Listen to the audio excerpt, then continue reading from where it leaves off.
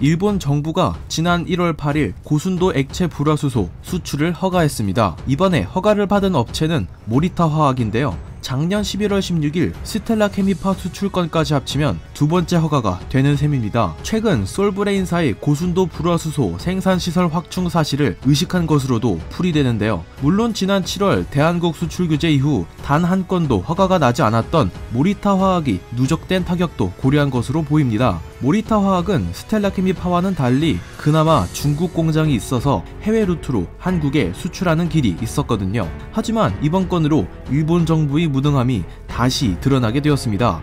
일본 정부는 2020년 현재 한국 반도체 시장의 취약점과 일본이 서 있는 위치에서의 강약점을 모르고 있습니다. 폴리이미드 필름은 코오롱 인더스트리가 국산화에 성공했고 고순도 액체 불화수소는 솔브레인사가 대량 국산화에 성공했습니다. 포토레지스트 역시 국산화에 진척이 상당수 있었지만 사실 일본 기업들과의 기술 격차가 조금 남아있기 때문에 아직까지는 일본산 비중이 높은 편입니다. 그런데도 일본 정부는 액체 불화수소에 집착하는 모습을 보이고 있습니다. 하기야 불화수소를 제재해야 북한에 밀반입했다는 아베 내각의 주장과 일맥상통하게 되고 그래야 WTO 제소 절차가 다시 진행되더라도 할 말이 있는 거겠죠. 그렇다고 치더라도 일본 정부는 한국 반도체 시장 분석을 제대로 하지 못하고 있는 게 분명합니다. 급기야 지난 12월에는 포토레지스트를 포괄 허가로 바꾸며 규제를 약간 풀기까지 했습니다. 2020년 1월 현재 대일본 수입 비중이 가장 높은 부분은 포토레지스트인데도 불구하고요. 대한국 수출 규제를 통해 한국에 조금이라도 더 타격을 주겠다는 아베 총리 정책 본질이 흐려졌다는 겁니다. 엎친 데 덮친 격으로 이제 대한민국 반도체 기업들은 조만간 일본산 포토레지스트를 쓸 필요가 없게 됩니다.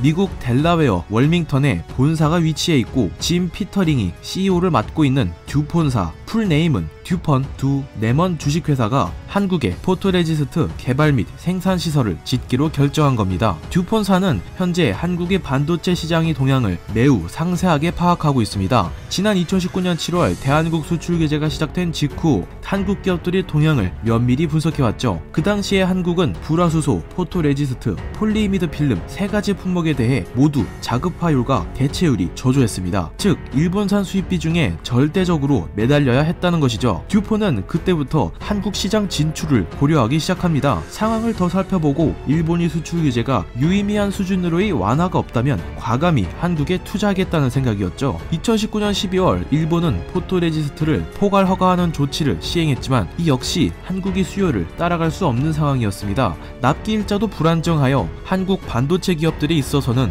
여간 까다로운 게 아니었죠. 여러분들도 느끼시듯 한국 업체들은 일본 기업들이 비중을 줄여나가기 위해 다방면으로 대책을 마련하고 있는 와중입니다. 미국의 듀폰사는 이런 한국 반도체 시장의 지향점과 수요 그리고 일본의 규제로 빈약해진 일본 기업들이 취약점을 정확히 공략해내었습니다. 듀폰사는 2020년과 2021년 2년에 걸쳐 한국에 2,800만 달러, 한국 돈으로 325억 2,200만원가량의 어마어마한 투자를 감행합니다. 지난 8일 성윤모 상업부 장관과 존 캠프 사장은 면담의 시간을 가지며 한국 정부와의 협력도 예고한 상황입니다. 듀폰은 지난 1998년부터 자회사 톰랜드 하스 전자재료 코리아를 통해 반도체 회로 기판용 소재와 부품을 생산해 왔습니다. 듀폰사의 특징이라면 한국에 있는 공장들은 모조리 한국 반도체 업체들에게 납품하는데 그 원자재들을 모두 한국 내에서 수급한다는 겁니다. 즉 듀폰사는 한국 기업들과 상생하는 방법을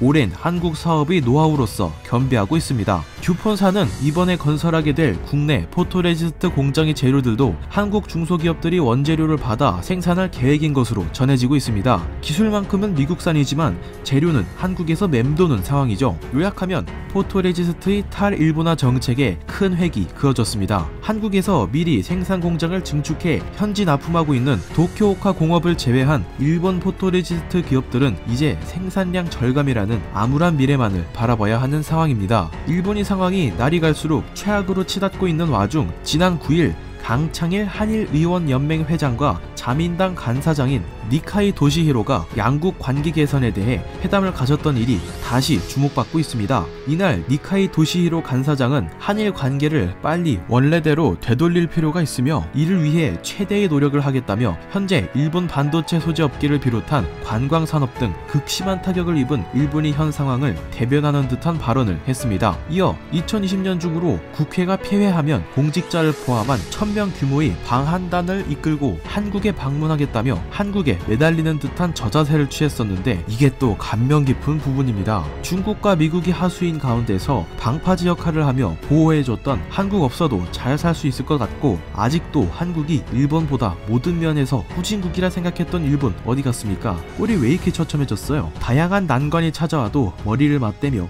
해결해 나가는 한국 기업들이 한편으로는 자랑스럽습니다. 오늘 이야기는 여기까지입니다. 시청해주셔서 감사합니다. 오늘도 좋은 하루 보내시기 바랍니다.